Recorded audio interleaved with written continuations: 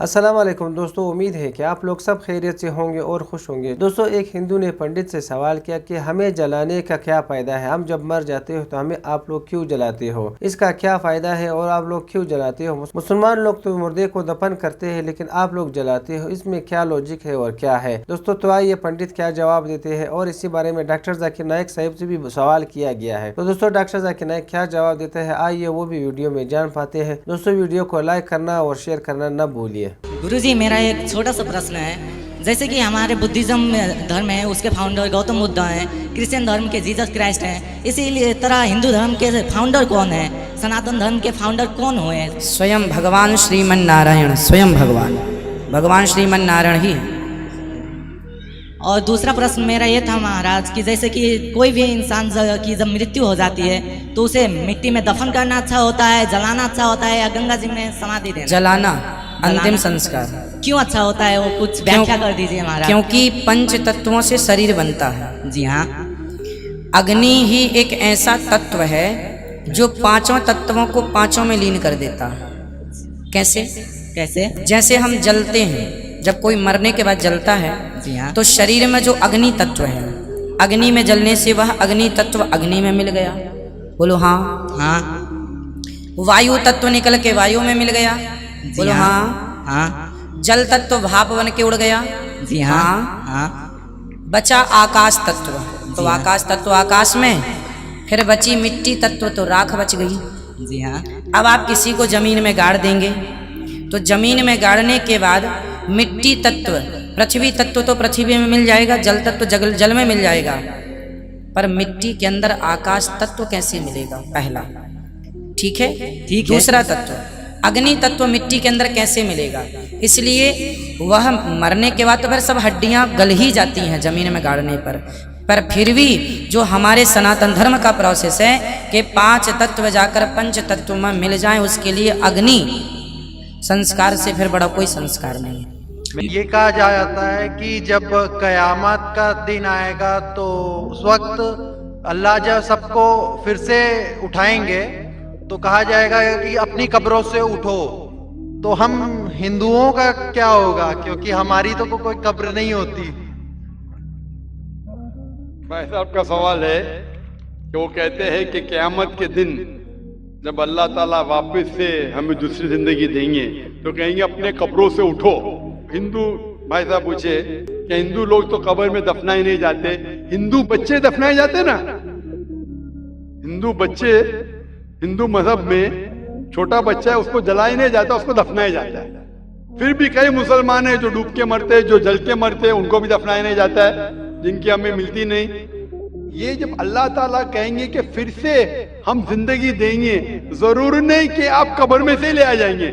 जो भी इंसान मर चुका है उसके नई जिंदगी दी जाएंगे। कुरान मजीद में अल्लाह ताला फरमाता है कि अल्लाह उसमें जान डालेंगे, फिर मौत देंगे, फिर से जान डालेंगे। तो अल्लाह जान डालेंगे, चाहे वो कब्र में है, चाहे जलाया गया है, चाहे डूब गया है, जो भी हालत में है, अल्लाह उस इंसान में फिर से जान डालेंगे। और अल्लाह ताला को जान डालना बहुत आसान है, चाहे आप दफनाए गए हैं या चाहे जला दिए गए। अल्लाह ताला फरमाते जब गैर मुस्लिम के एतराज करते अल्लाह से और अल्लाह से पूछते हैं कि जब आप दफनाए जाएंगे और क़यामत के रोज जब इंसान उठाए जाएंगे तो अल्लाह ताला उनको हड्डियां को कैसे जोड़ेगा? जैसे आप पूछ रहे ना, अल्लाह ताला जो कब्र में उनको उठाएंगे, हम कब्र तो नहीं गए, तो लोग पूछते हैं, कुरान मजीद में इसका जिक्र है सूरह क़याम में, सूरह नंबर 75 आयत नंबर 3-4 में, कि अल्लाह ताला हड्डियां को कैसे जोड़ेगा? तो अल्लाह ताला फरमाते हैं अल्लाह हड्डियां को ही नहीं जोड़ सकता है, आपके उंगलियों के पोर पोर को जोड़ सकता है। उंगलियों के पोर पोर। आप सोचते हो अल्लाह ताला क्यों कहता है क्या उंगलियों के पोर पोर को जोड़ सकता है? आज की साइंस ये कहती है, सर फ्रांसिस गोल्टिन एक साइंटिस्ट है जो सन 1880 में एक डिस्कवरी किए कि फिंगरप्रिंटिंग मेथड के दो इंसान करोड़ों लोगों में भी उनके फिंगरप्रिंट यकसा नहीं हो सकते। तो अल्लाह ताला फरमाते हड्डियों को तो छोड़ो, मैं आपके उंगलियों के पोर पोर को इकट्ठा कर सकता हूँ और हूबहू वैसे पैदा कर सकता हूँ। तो अल्लाह के लिए फिर से जान डालना बहुत आसान है।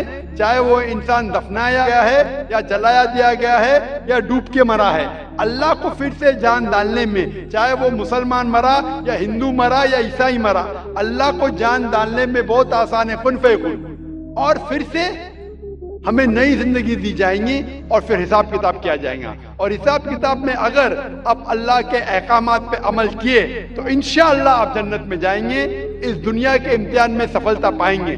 लेकिन अगर उनके अहकामात पे आपने नहीं चले, उनके मुताबिक नई जिंदगी बसर करे, तो आप इस जिंदगी में सफलता नहीं पाएंगे। Hope the answer the question. मेरा नाम देव कुमार शाह उर्फ रंजन, मैं लाइन महावीर स्थान किशनगंज का रहने वाला वार्ड नंबर 17 का व्यक्ति हूँ। खगड़ा में मेरा किराना दुकान का व्यापारी भी हूँ। मेरा सवाल सिर्फ एक है कि सनातन क्या है, सिर्फ सनातन क्या है, मैं यही जानना चाहता, जिसके कारण मैं आपके द्वार पर और यहाँ इजलास महफिल में मैं आपके सामने क्वेश्चन रखा हूँ। भाई साहब ने पूछा है कि सनातन की मानी क्या है। पूरा सनातन धर्म, सनातन मतलब एक ही खुदा में मानना। सनातन धर्म जैसे मैंने कल भी कहा, स्वामी दयानंद सरस्वती ने शुरू किया था। और सनातन धर्म मतलब वो कहते हैं कि अगर आपको जानना है कि ईश्वर क्या है और धर्म क्या है, तो सबसे ऊंची किताब वेद के ऊपर अमल करना चाहिए। तो इनने वेद की तहकीक करने के बाद ये साबित किया कि ईश्वर का डेफिनेशन क्या है वेद और उपनिषद के जरिए।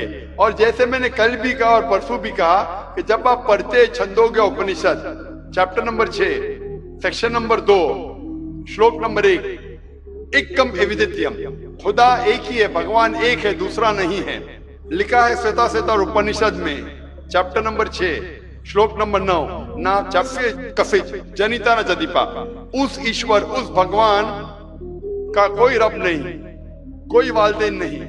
लिखा है श्वेता उपनिषद में चैप्टर नंबर 4 श्लोक नंबर 19, न तस्य प्रतिमा अस्ति, उस ईश्वर की कोई प्रतिमा नहीं। प्रतिमा एक संस्कृत लफ्ज है जिसके मानी है अक्स, picture, photograph, painting, idol, sculpture, statue. उस ईश्वर उस भगवान की कोई प्रतिमा नहीं, कोई अक्स नहीं, कोई पिक्चर नहीं, कोई पेंटिंग नहीं, कोई फोटोग्राफ नहीं, कोई स्टैच्यू नहीं, कोई आइडल नहीं।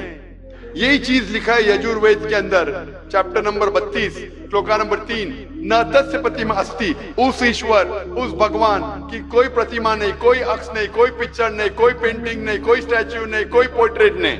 और जो ब्रह्मा सूत्र हिंदुइज्म का, एकम ब्रह्म द्वितीया नास्ते नेना नास्ते किंचन, भगवान एक ही है, दूसरा नहीं है, नहीं है, नहीं है, जरा भी नहीं है। तो अगर आप ये जान ले कि भगवान एक है, उसका अक्स नहीं है और सिर्फ उसी की इबादत करना चाहिए, ये मेन ऑब्जेक्टिव है सनातन धर्म का। तो आप समझ चुके सनातन धर्म क्या है भाई साहब? फिलहाल कुछ बोलना चाहेंगे? हाँ बोलिए भाई साहब। सनातन धर्म एक में मानव रूप में इस धरती पे आता है, वो सनातन होता है।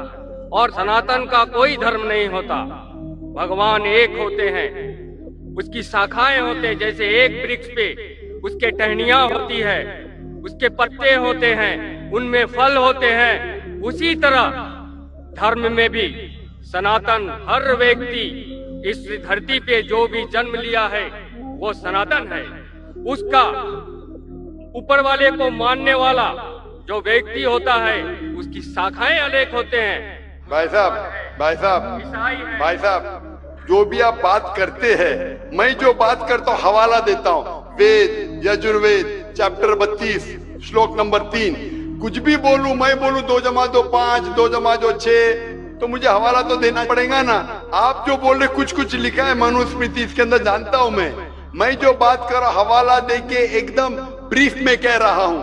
आप जो बोल रहे, मैं ये नहीं जानना चाहता हूं आप क्या मानते हैं। इसीलिए मैंने कहा कि धर्म को जानने के लिए धर्म के मानने वालों को मत देखो, धर्म के शास्त्रों को देखो।